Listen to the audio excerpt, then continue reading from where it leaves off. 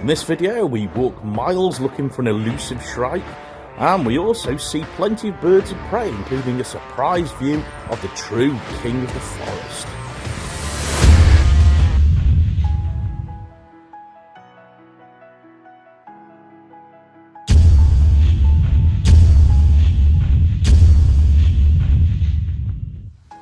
Hey folks.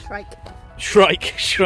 I was gonna kind of get into the video a bit less direct than that, but still, we're at Shrike. We're at Cannock Chase looking for Kayleigh's favourite bird, the great grey shrike. One of them. Or one of them. She likes shrikes in general. I think you probably like woodchuck shrike more, don't you? Yeah. But still, we're after a great grey shrike for the year. One was seen earlier today. We're a bit late, so if we don't find it this evening, we're going to stay overnight and try and find it in the morning. Stick with us, let's go. Although it was late on in the afternoon, we set about on our mission to try and find the elusive great grey shrike. It had been spotted at 2 points on Cannock Chase, once at a place called the Trig Point and another near some shooting butts. So we headed to the Trig Point first. This was about a 20-minute walk. En route, spotting a few birds, including great tits and long-tailed tits, with a small flock of these moving through the low trees feeding. When we arrived at the Trig Point, there was no shrike in sight, so we walked down the path towards a viewpoint that looks over a valley. Apparently the shrike had been seen here in previous weeks too, but no sign. So we headed another 20 minutes or so towards the shooting butts. We didn't quite make it to the shooting butts as I took a wrong turn with my bad sense of direction, but we still picked up another bird for the year list, a yellowhammer.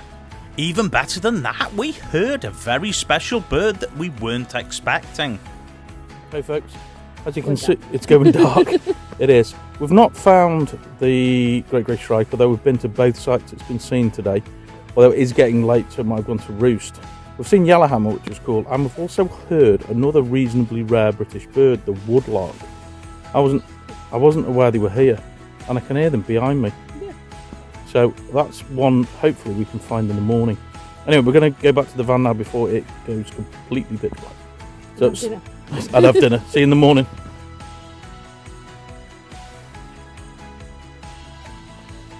Good morning.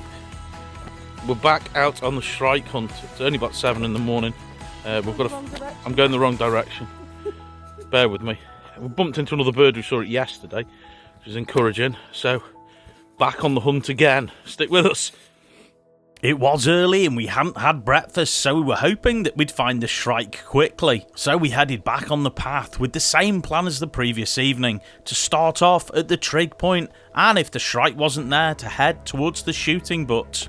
Little did we know we had a challenge ahead of us. The path towards the Trig Point was lively with birds this morning. We saw robins, great tits and a very confiding song thrush. And upon arrival at the Trig Point, we had a nice surprise. Hey folks, no sign of the shrike yet, but we've just had a lovely view of a woodlark singing in the top of a tree, which is another one for the year list. Fantastic. The woodlark, although not super rare, only has about 3,000 breeding pairs in the UK and a quite patchy distribution, with the majority of these birds being the south or east of the country, and a species we've only seen a handful of times, so this was an excellent bird to add to our year list. Now back to our shrike hunt, and as there was no sign of the shrike actually at the Trig Point itself, we wandered back towards the viewpoint that looked over the valley. And although the views were absolutely breathtaking, still no sign, so we walked back on the icy path and on towards the shooting butts. En route, bumping into a couple of birders who had seen the shrike that morning, but said it had been quite mobile, although it was last seen flying in the direction of the shooting butts. Although when we arrived it wasn't present. This was becoming a bit of a game of cat and mouse, but with a shrike. It was about this point we got chatting to a couple of other birders who happened to be subscribers. They took us to a clear fell that apparently the previous day the shrike had been seen at a couple of times.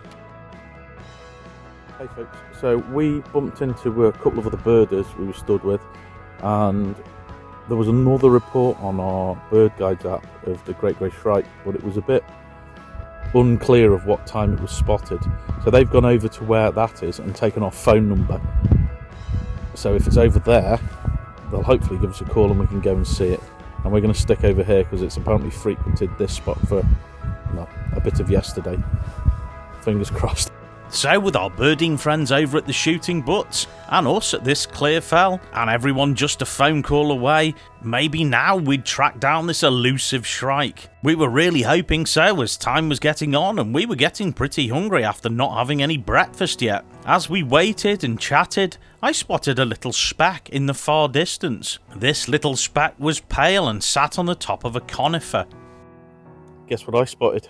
You spotted the shrike. And Kayleigh's having a look at it now through the camera. That is nuts. It's very, very distant. It's sat on the top of a tree. I just saw a little like white mark in a tree. I was like, what's that? And it was our great grey shrike. We hadn't seen the shrike fly in. It was like it just appeared, like a mirage in the heat haze. But it was there, sitting on the top of the conifer with its little black Zorro mask. Thought I'd better call the other guys to come back, and whilst I was on the phone furiously trying to get in touch with our fellow birders, the shrike flew to a closer tree, which gave us better views regardless of the heat haze. The great grey shrike isn't a British breeding bird, but do show up in small numbers, maybe a couple of dozen birds, on migration or in the winter, with some birds returning to the same wintering site year on year. This species is Europe's biggest shrike, and like the rest of its family members, is a pretty formidable little hunter, eating small birds, mammals, lizards and insects. The food they catch is often stored on thorn bushes, where the shrike will impale its prey and keep it. This has given the shrikes the nickname Butcher Bird. This amazing individual stuck around for quite a while and flew down to the floor a couple of times to try and catch prey, both times unfortunately unsuccessful. By this time our fellow birders had come back, and we all stood delighted watching this amazing shrike. After a while though, it did fly off high, well into the distance. Although we'd been there for hours and walked miles and miles around Cannock Chase searching for this elusive great grey shrike, when we did find it, we were genuinely excited. This is a bird I'd only seen on 2 occasions and Kayleigh had only seen once, and at one point in my life was a nemesis bird for me. So as we left the other 2 birders at the Clearfell, we walked off absolutely over the moon to have seen this amazing bird and to tick it off our year list. Now though, we had to head back to the van as we were absolutely starving. After a spot of breakfast at the van and watching a song thrush eating its breakfast, we headed on the road to our next destination, which was Aqua Lake Mere.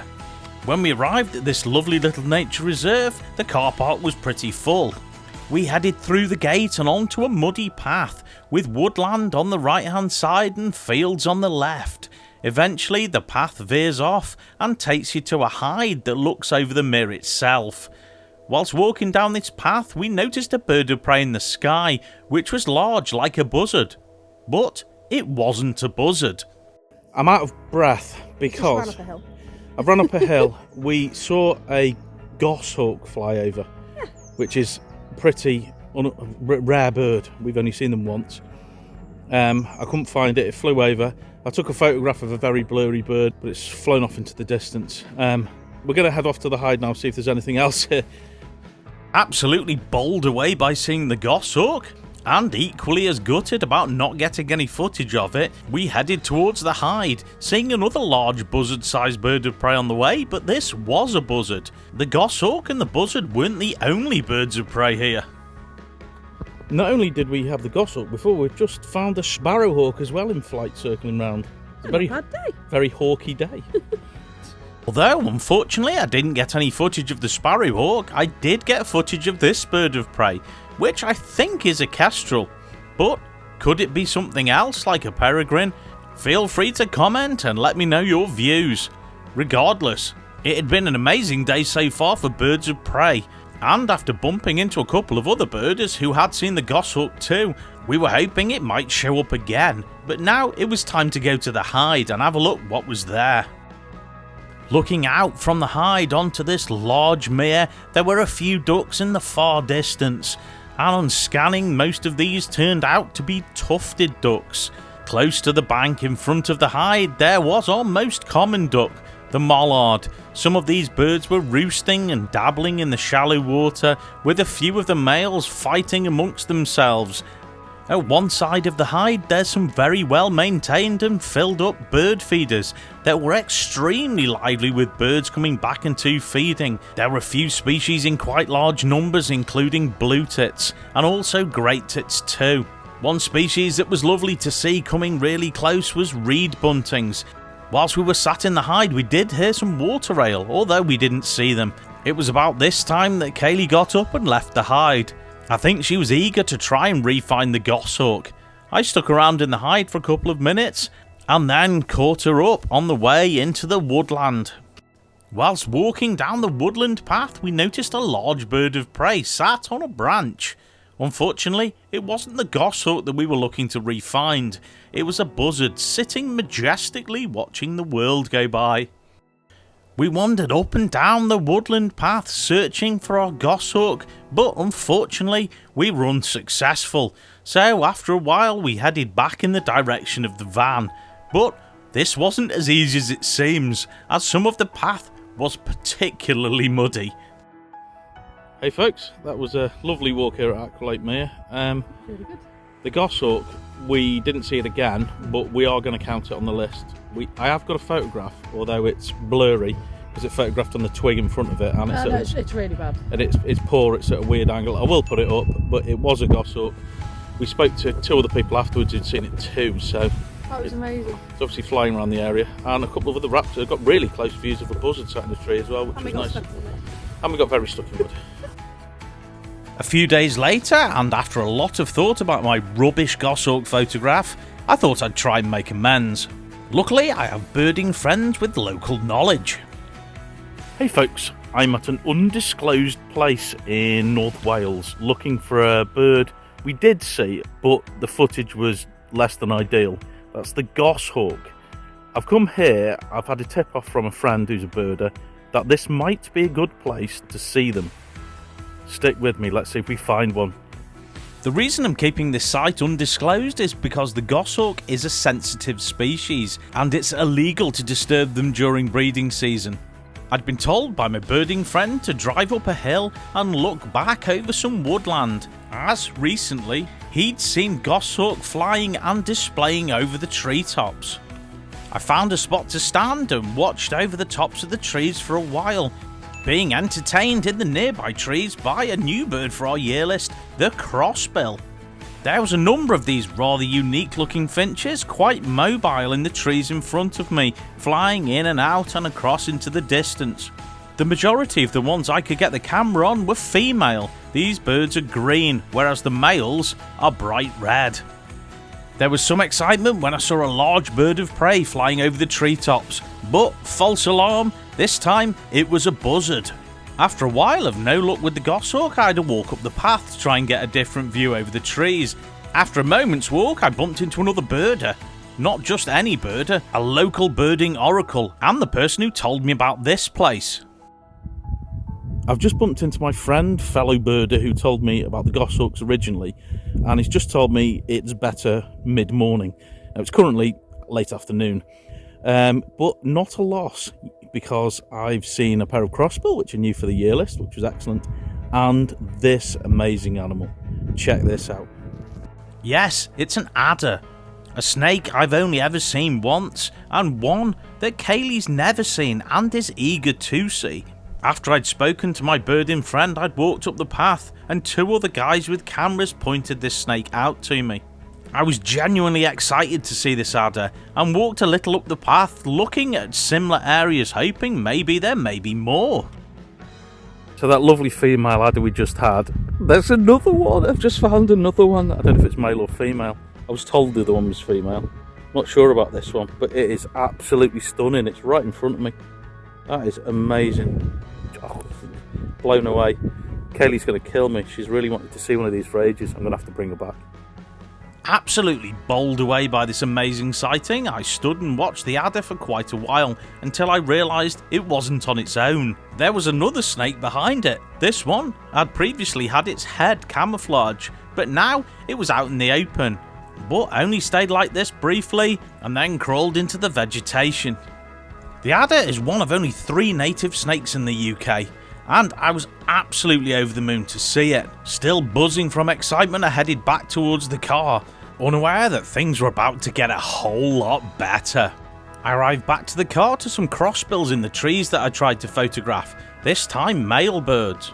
This is when, through my camera, I noticed a shape in the distance. A bird of prey. I scrambled to try and get the camera on it, initially blurred, but then I managed to get just about focused on it. It was a goshawk. It had flown over the trees and high above my head and started circling. There was no mistaking this mighty predator with broad wings and a long tail. This bird was huge, almost the size of a buzzard. It circled a little bit further away and was soon joined by a second goshawk, presumably its mate. This bird was circling higher. I've just had the goshawk. I've had a pair of them. Oh, that was just unreal. I am so excited. I've lost them in sight now. They flew over my head, circled. I rushed to try and get the camera, shakily trying to get footage of them. That was absolutely incredible. Wow. Wow. Blown away.